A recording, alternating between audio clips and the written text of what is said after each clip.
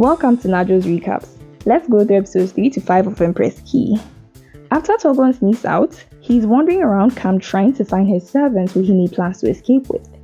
He mistakenly enters Key's tent, and she assumes he's a soldier trying to abandon his post. Meanwhile, back in Koryo, Wang Yu suspects that Wang Ko is up to no good as usual and rides out to the camp. So remember the whole kill Togon frame Koryo plan?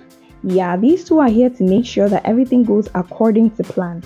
This is General Began, and this is his nephew Tao Tao. To get the job done, they decide to let bandits raid the camp and kill Togon in the process. The bandits attack, and Commander Key and his men hold them off while Key is sent off to go find the prince. Key enters the prince's tent, but finds Quebo, his eunuch, dressed like him. After the attack, Began and Tao Tao return to find out that the bandits killed the wrong person and Togon is still alive. Day breaks and Key tells the commander that the body they have there is not the prince's but that of his eunuchs. With that, they spread out and look for him because his death means Koryo is screwed. Very screwed. While looking for the prince, Key finds the deserter and scolds him for hiding when everyone else was fighting. She leaves him and Togon is also found by Began and Tao Tao. He begs them not to kill him and goes on to say that the world already thinks he's dead, so leaving him to go wouldn't really cause any problems. Key realizes that the soldier she actually left behind may be the prince, and she heads back to go get him. After Wang Yu is informed of Togon's death, he asks to see the body, but Began and Tao Tao refuse his request. Commander Key tells Wang Yu that the prince is still very much alive and that this is just another trap.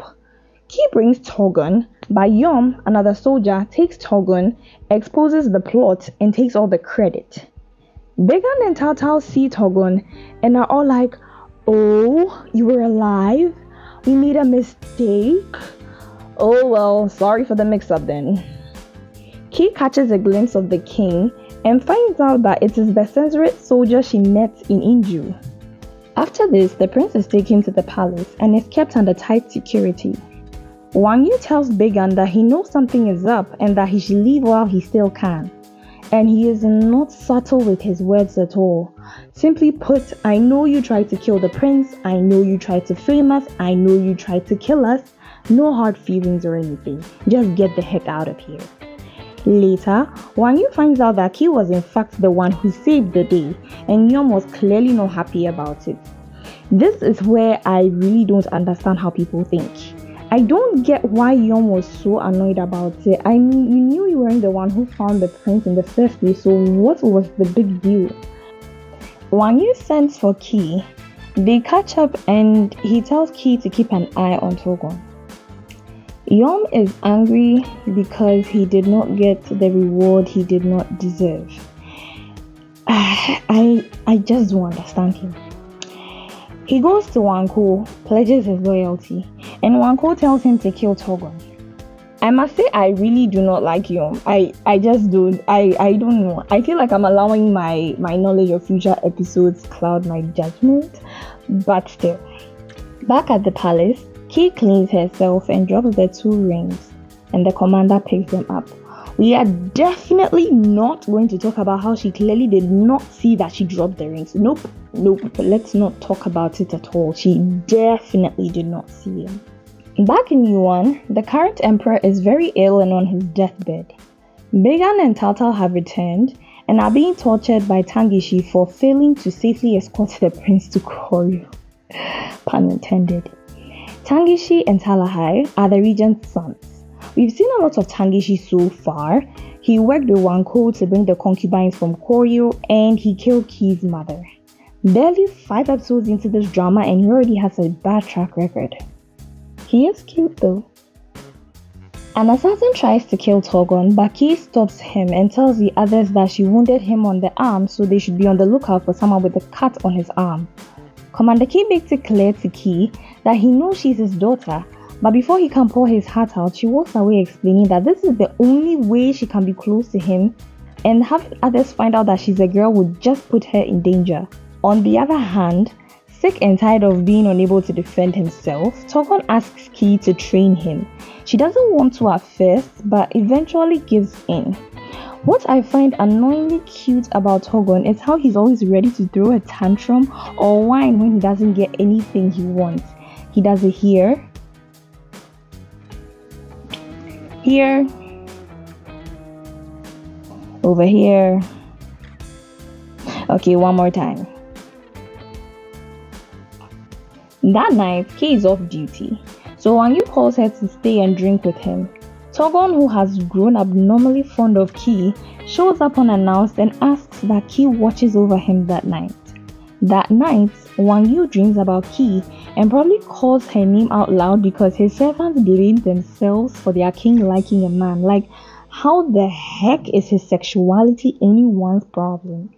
They search the men's quarters and find a balm for treating wounds in Yong's room. They also find out that Yom is hurt and ask him to explain. When I heard this, I was like, explain what? You know Key wounded the assassin. You know exactly how and where she wounded him.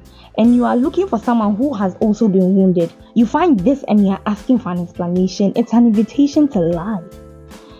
He gives a plausible reason and is let off the hook. Just like that. Back in Yuan, the regent tells his sons to head to Koryo and kill Togon. This time, they are going to have Yuan soldiers dressed in Koryo soldier uniforms and attack.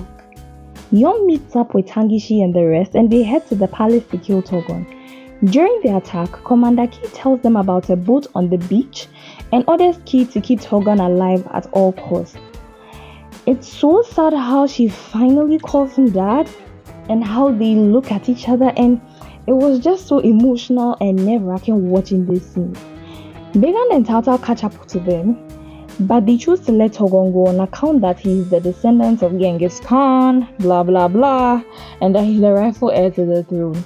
With that, Togon and Key are officially on the run. Tangishi and the others are hot on their trail, and the way he tracks them to me is quite interesting. He's all like, okay, the feet, they're small, okay, they look like girl feet, okay, they went that way.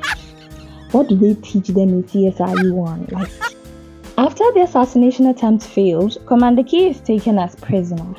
Wanko gives the order to have Commander Key's eyes dug out, his tongue ripped out, and his ears cut off. Yom does it, but not before Commander Key tells Mu what actually happened. So we finally get some insight as to why Yom is such a douchebag. His reason is that his father died in a war with the Yuan. His mother was beaten to death after she stole rice to feed her children. He had 3 siblings. One starved to death, one froze to death, and his sister preferred death over being a concubine, so she committed suicide. When I heard this, I was like, get over yourself. People have had shittier situations, but they did not end up this way. He's just a bad person who just needed an excuse to do bad things, in my opinion. The regent realizes that his minions are doing a terrible job of getting rid of Togon, so he heads to Koryo to get the job done himself. I understand him. If you want something done, you've got to do it yourself. Tao Tao, however, reads in between the lines and deduces that the current emperor is dead, and now more than ever, the regent needs Togon dead as well. Still on the run, Key is injured and passes out from loss of blood. Togon runs into Jombak, one of Wang Yu's men, and he helps get a doctor for Key.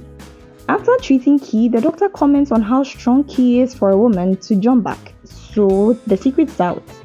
The next day, Jombak asks why she kept it a secret from everyone. Key does not tell him why, but makes him promise not to tell anyone. She then proceeds to plan their next course of action. R.I.P. Quavo. He just followed orders and got killed. I mean, it really wasn't his fault. He was just at the wrong place at the wrong time.